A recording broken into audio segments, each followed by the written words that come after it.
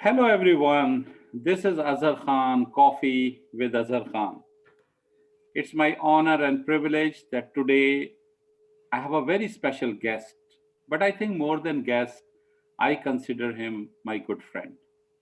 He's entrepreneur. He's known by his photography. He's known by his good heart. He's known by his gym, exercise, physique. And one thing I learned from my guest I'm introducing right now, that in this last 1 year, whenever I see Ched, he inspired me with the positivity because everything he do is positive. There is a saying, each problem has hidden in it an opportunity so powerful that it literally drafts the problem. The greatest success stories were created by people who recognized a problem and turned it into an opportunity. And that specific quote falls on Chet. Hi, Chet. How are you? Hi, Azhar. I'm well, thank you. Thank you so much for having me. And I'm very honored. And you are such a good family person, a good friend, and it's an honor. You are my first guest, Coffee with Azhar Khan, and I hope you enjoy the coffee. And Chad, actually, tell me about yourself and tell me about your business. Like a lot of people want to know about you. Well, I'll tell you a little bit. It's first of all, it's such a pleasure to be on your program. Great having coffee with you. And it's when you first asked me to appear on your show, I thought, wow, that's incredible. Because as well, you're well known in the community for all the charitable work and all the noble work that you've done, and working with your sons as well is something that I always looked up to and aspired. So thank you so much, first of all, for having me on the show. Secondly, with regards to who I am, my name is Chedwick Crieghtney, as you all know, and I'm with Hookshot Media, founder and CEO of Hookshot Media. We started out a couple of years ago a little bit different. We were not Hookshot. We were, of course, we were known as VR Planet. But what a lot of people didn't know is our virtual reality or VR studio was also a content creation and film studio.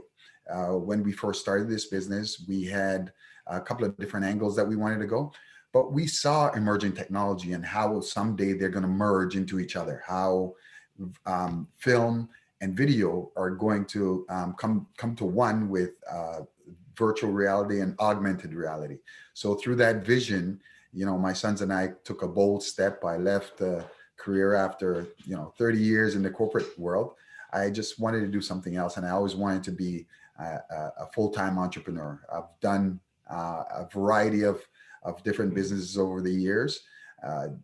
Anything ranging from hair and beauty supply to blinds manufacturing. I've tried several, and certainly it was a time to jump and take that great leap in an entrepreneur. So yeah, that's how we kind of ventured.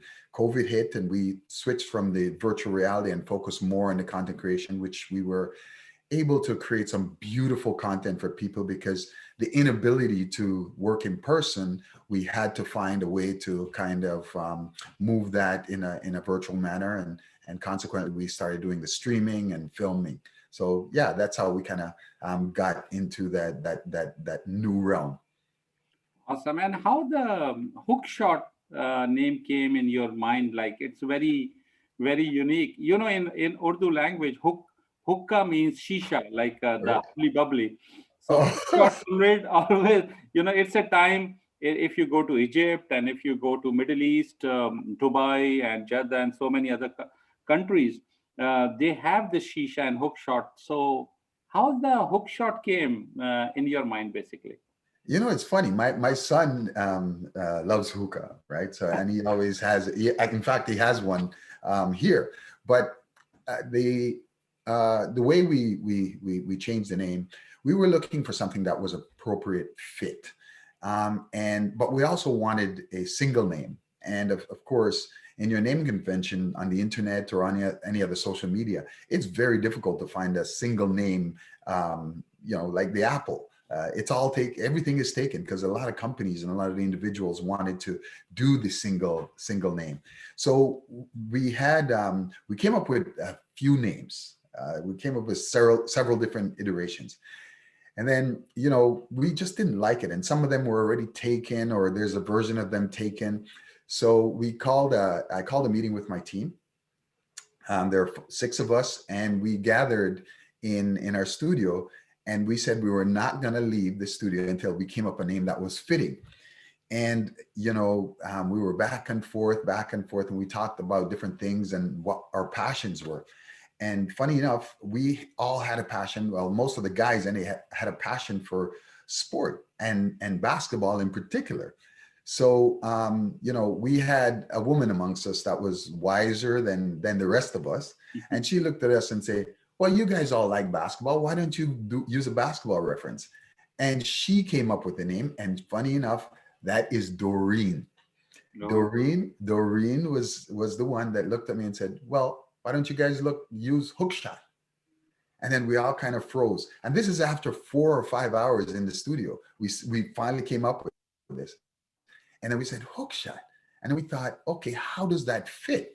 I said, sure. We wanted to be different because we don't do the conventional filming. We do unconventional things that are a bit crooked or a bit, out of source kind of things that's going to draw attention.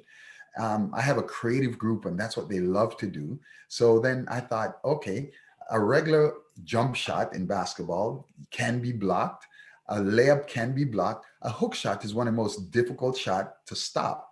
So the correlation with a camera and being able to create shots that are unconventional or different, or the trajectory can be changed at any time was a fitting. And that's how we came up with the name. And Craig, how you join Connecting GTA? Like, what's your story behind Connecting GTA, basically? Well, when we first opened, we were kind of scrambling with how to connect with the community. And I spoke to the mayor. I was talking to the mayor's wife, actually, Rose. And the mayor of Ajax, and she suggested to me, you know what, you should meet this guy, Suresh. And I said, Suresh, I don't know him. So she says, okay, here's his number. You should give him a call because he's very well connected, and he's connected with a great bunch of entrepreneurs. And if nothing else, you guys help to inspire each other. And I said, okay, all right, sure. So I gave him a call, and sure enough, he was having an event 2 days later. And I said, all right. He said, can you attend? And I said, sure. I attended the event, and that's where I met you for the first time. Actually, it was in Whitby. And I just found it was great, supportive group. It was just, people were outside of themselves. There was no selfishness. I didn't sense anything there. Everyone was reaching out and actually connecting. And then I was on a call one day. I was on the group before I officially joined. I was on the WhatsApp group, and a woman called in, or someone put in a story about a woman who was in a hostel, and she had a young child. And the response within an hour, the amount of things and money that was collected for this woman, it just kind of stunned me. And I said, oh my God, this group, they're for real.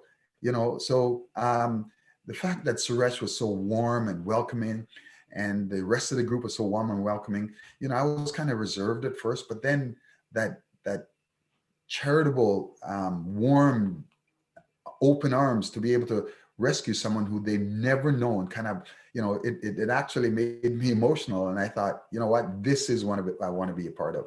So that's when I officially joined, and I haven't regretted a moment since. And tell us some your story. Like, everyone have a story, right? And as a Toastmaster and distinguished Toastmaster since many years, I love stories. So can you tell some story which tell us and remind us whenever anyone who is seeing Coffee with Azhar Khan, remind that, oh, that's the story of Chadwick. So that is something about the story, basically. Well, My story began years ago. I first came to Canada in early '70s, and I came with my mom and my brother and sister. It's a single parent home, and we had a pretty happy life, despite the fact that we're in of course assisted home housing, government assisted housing, and but always had an inspiration. And the fun thing, one thing my mom always tell me, he said, you may live, you can live in a ghetto, but you don't have to be of the ghetto. So it's a freedom of mind, and I've always kept that with me, in that you can only be enslaved by yourself, your mind. So once you have your mind, your strength remains.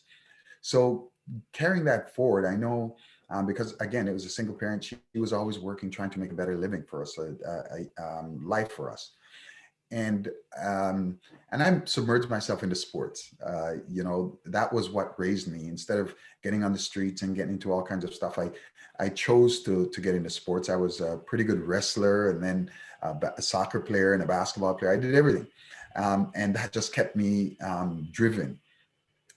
But when I got to be 17, I remember going to my, like earlier we had a conversation. You were telling me about how you assisted and you guided your sons to, pursue their education and all that, and you're aware of the system.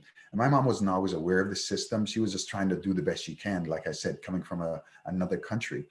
And here in Canada, things are a little bit different. And we obviously experience some kind of racism and some of those things that kind of put you aback and let you question who you are.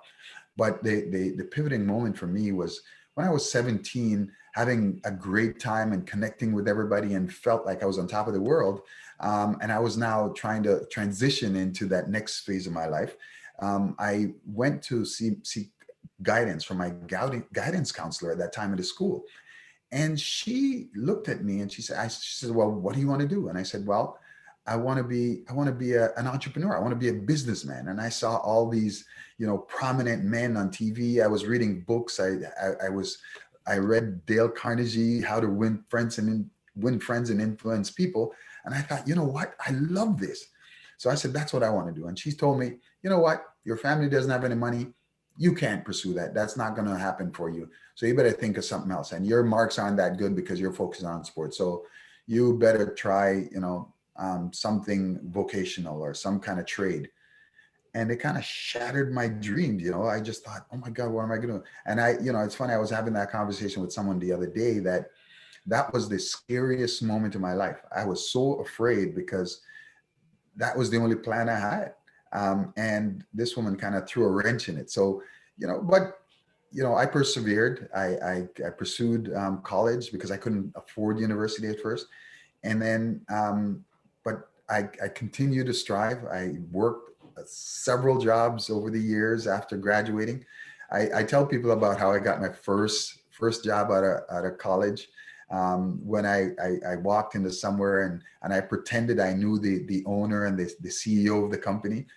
And then someone walked to the front desk, and it turns out that it was the CEO himself. And I was pretending that I knew him, and thinking that it was just a receptionist coming to the desk. And then he kind of put me straight and said, well, I don't know you.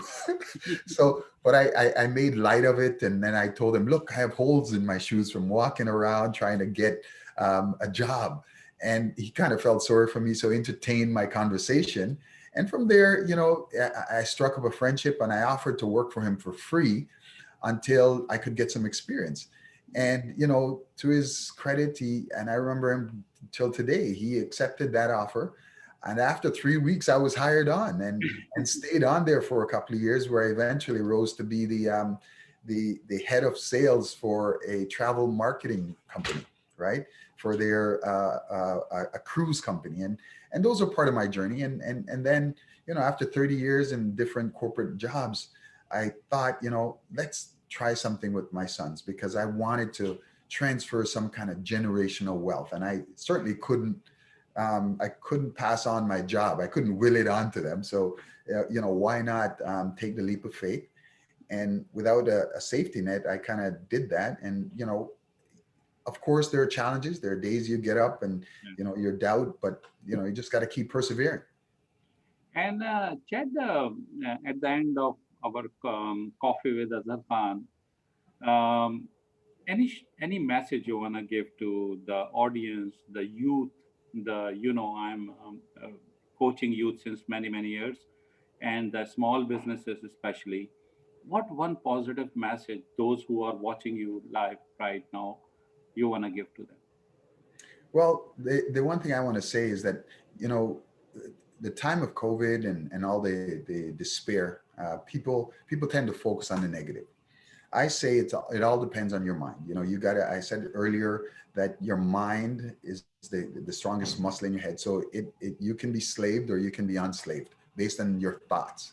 And if you give those positive thoughts and you have a positive attitude, everything else will work out. And if you so when I suffer any kind of setback, what I do is I first focus on my mind and then I focus on my body. So if I keep my body strong, and that's where you originally asked me about exercising, working out.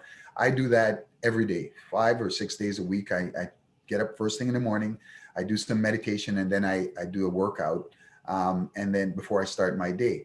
And it kind of gives me some clarity. So having strong mind and body, then, you keep a positive attitude because, you're going to be sometimes shot down by other people or people are going to doubt you. But I also realize that we're all going to be a villain in someone's story, right? So you can't worry about whether or not you're going to be a villain as long as you follow your heart and do things on a positive level. So that's my only message, is that entrepreneurs, there are great opportunities now, and don't give up on your dream. Stay positive and just, and just give it all you got. Thank you so much. Long time back, Martin Luther King said, I have a dream. And same positivity, even he was a great leader, but still he's one of the hero of many. And he talk about resilience, he talk about freedom, he talk about dream. And today, my friend and our friend Chad remind us resilience, set up the goal, not give up, wake up early morning, do exercise, clear your mind, and another good day, positive day. Thank you so much, Chad. We both are proud members of Connecting GTA. We Certainly both are. are family people. We both are community people. We both always help each other. And I'm sure in my first this program, everyone get our smiles, resilience, dreams. Wishing you all the best, Craig, whatever you do with Hookshot, with your boys, and my prayers with you, my best wishes with you. And thank you, Connecting GTA Suresh, to launch this new program, Coffee with Azhar Khan. I really enjoyed this morning coffee with Craig. And thank you, Craig, once again. Keep watching. This is Azhar Khan, Coffee with Azhar Khan. Thank you. Thank you.